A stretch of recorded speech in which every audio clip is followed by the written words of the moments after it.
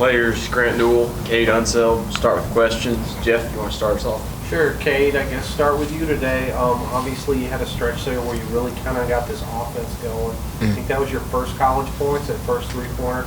Tell me about hitting that shot. What were you feeling then, and just kind of that streak that you had in the first half? Yeah, just staying ready, being patient, controlling what I control. I mean, the last game I came in and airballed 3 feet over the rim, so just trying to relax, get the rust off. Haven't played in a year, and then once the first one goes in, the rim looks like the ocean. So. And you've had a lot of success on this court back to your high school days. Were you ever, was it ever in your head a little bit, or were you confident that it was going to happen for you sooner rather than later? Nah, yeah, I knew it was going to happen sooner rather than later. Just being patient, like I said, staying ready. Once one falls, I kind of get hot. So just believing in myself and staying ready. Grant, once you guys first got over through those first few minutes of struggling out, I felt like the offense really found its footing. Just tell me how you guys got it to go after the first minute. I feel like we were leaving a lot of points on the board early, and I feel like we still did throughout the rest of the game. I feel like we could have played way better. I mean, if y'all thought the offense was flowing, I mean, we have a lot more that we can show. And I mean, I feel like we we gave them a lot of second chance opportunities. So I feel like the offense could have looked a lot better if we would take care of things on the defensive end. You had a couple of threes in the second half. Did you start looking for that shot a little bit, or was it just a situation where it was coming to you? It was just like situational. We rep that out a lot, and it was just confidence. Of course, you guys are 4-0 now. How do you feel about the way you've been playing? Is it where you expected to be? Do you feel like there's a lot more? I mean, where do you feel like you are level-wise?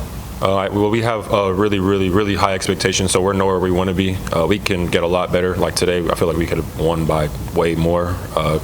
Played better defensively, got more steals and deflections, got more defensive rebounds, and stopped giving up offensive rebounds. Like we scored 100 points, but we could have scored more and limited them to less than 50, but we didn't do that. So I don't really think we played that good of a game. But I think for this group, the sky's the limit. Okay, for you, I just want to talk more about your night tonight. How cool was that to have the game like you had here at home? Yeah, it just means a lot.